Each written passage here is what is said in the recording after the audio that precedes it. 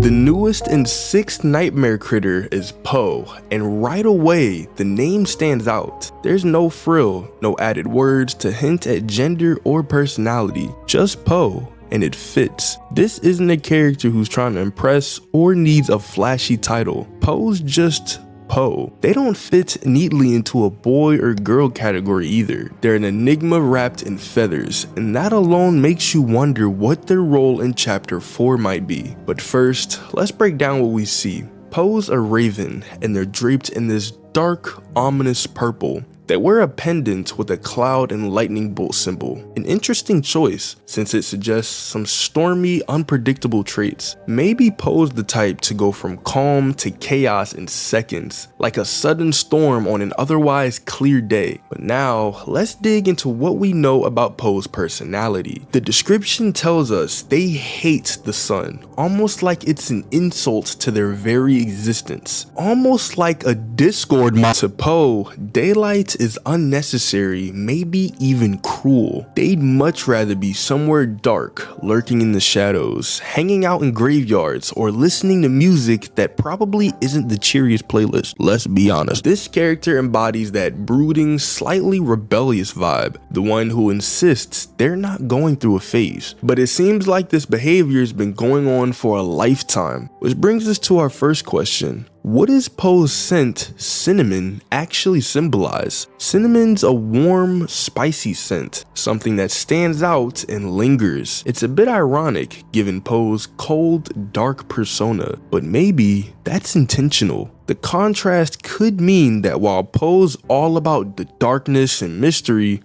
there's a spark, a warmth underneath it all. Think about it. Cinnamon's the kind of scent that catches you off guard. It's comforting but bold, a bit fiery. It might even hint that Poe's brooding isn't just about the coldness of darkness. Maybe it's about a fire that's been buried deep down, anger that simmered for so long it's almost become parts of their core. So does the cinnamon scent mean there's more to Poe than just gloom? Or could it represent a hidden passion, a secret that adds layers to this otherwise dark character? Let's move on to the next question. What role will Poe play in chapter 4? We've seen the other nightmare critters, and they each bring something unique to the table. With Poe though, I think we're dealing with a character who's going to be more psychological. They're not the type to charge at you or pull you into a chase. Instead, imagine a scenario where Poe's watching you from the shadows, testing your nerves rather than your physical abilities. But if you're navigating through the dark, barely able to see, and all you hear is the short flap of wings or an eerie melody drifting through the corridors, Poe might be out to kill you. Well, Poe might not be able to kill you outright. Instead,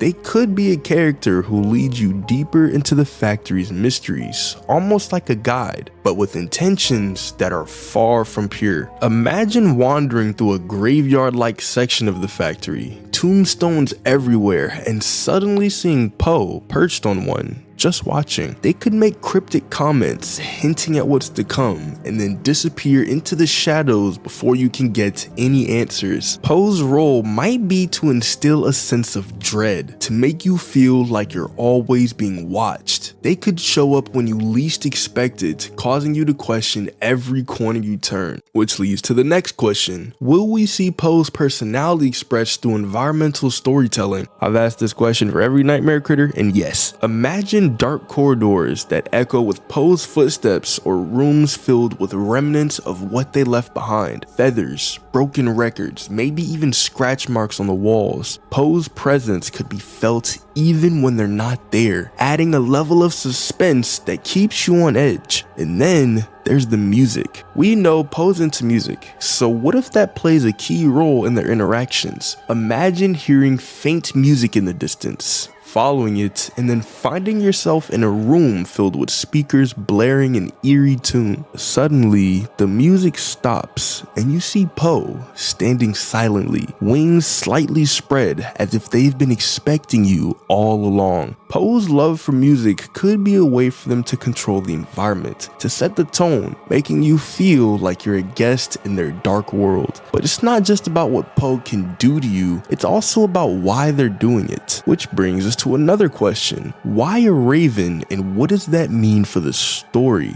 Ravens have always symbolized death, mystery, and intelligence. They're messengers of the unknown, often associated with omens and dark forebodings. So maybe Poe's here as a form of foreshadowing for what's to come, a reminder that the deeper you go into the factory, the more twisted and dark it's gonna get. Ravens are also known for their cunning, which might make Poe one of the most strategic characters we've faced yet. They could lead you into traps, manipulate the environment, and even trick you into thinking you're safe, only to strike you when you lay your guard down. With Poe, you're not just dealing with a brute force threat, you're dealing with someone who's constantly watching, calculating, and waiting for the perfect moment to reveal their next move. So how does this all fit into the bigger picture? If Poe's role in chapter 4 is to be a kind of guide or antagonist, they're likely going to be pushing you towards something dark, maybe even to the heart of the factory's most twisted secrets. And it wouldn't be surprising if Poe has their own agenda, something they're not willing to reveal until the very end. But let's think about their presence among the other nightmare critters. We've got Baba Chops with that isolated vibe, Icky Licky is the sore loser, Raby Baby is the liar, Simon Smoke as the narcissist, and now Poe, the embodiment of angst and rebellion. Together, they're like a twisted family, each one representing a different facet of darkness and complexity, which leaves us wondering, what other personalities might we see among the rest of the nightmare critters? Could they be Poe's allies, or are they rivals trying to fight for control of different parts of the factory? And what about the cloud pendant with the lightning bolt? It's another mystery, a symbol that suggests storms, conflict, and maybe even sudden explosive anger. The lightning bolt could be a hint that Poe isn't just a passive observer. They're capable of striking when the time's right, unleashing that pent-up rage in a way that's as shocking as a bolt of lightning. So as we look ahead to chapter 4, Poe feels like a character who's going to challenge us not just physically, but mentally. They'll test our ability to stay calm in the dark, to navigate through an environment that's constantly shifting, and to face the fear of the unknown. And with that cloud pendant, we're reminded that storms are unpredictable, just like Poe. At the end of the day, Poe's not just another toy. They're a force of nature, a creature of the night who's here to make sure we never feel truly safe. But what do you think?